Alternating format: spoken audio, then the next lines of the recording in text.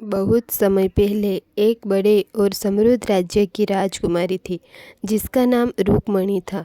वह अपने महल में हर सुख सुविधा के साथ रहती थी, लेकिन उसे कभी भी बाहरी दुनिया की वास्तविकता का सामना नहीं करना पड़ा।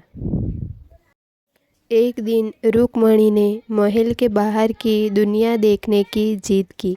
राजा ने कई सैनिकों के साथ उसे बाहर जाने की अनुमति दी।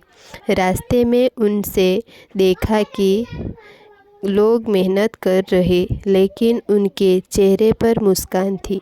वह यह देखकर चकित हुई कि लोग साधारण जीवन जीकर भी खुश थे।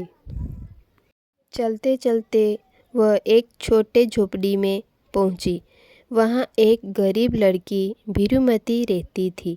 भीरुमती के माता पिता किसान थे और उनका जीवन कठिनाइयों से भरा था। फिर भी भीरुमती हर सुबह हंसते हुए अपने माता पिता की मदद करती थी और खुद भी काम करती थी। भीरुमती ने मुस्कुराते हुए जवाब दिया, खुशी दौलत में नहीं, संतोष में है। हमारे पास जो कुछ भी है, हम उसी में खुश रहते हैं। मैं अपने माता पिता की मदद करती हूँ और यह मेरे लिए सबसे बड़ी खुशी है।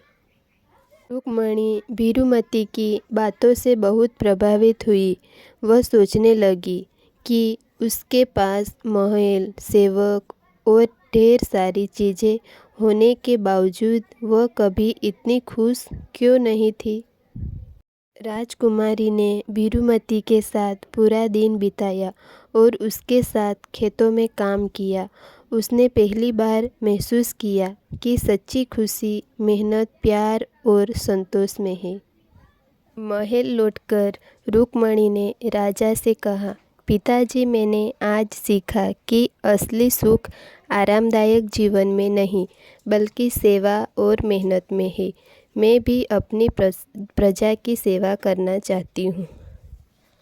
उस दिन से राजकुमारी ने गरीबों और ज़रूरतमंदों की मदद करना शुरू कर दिया।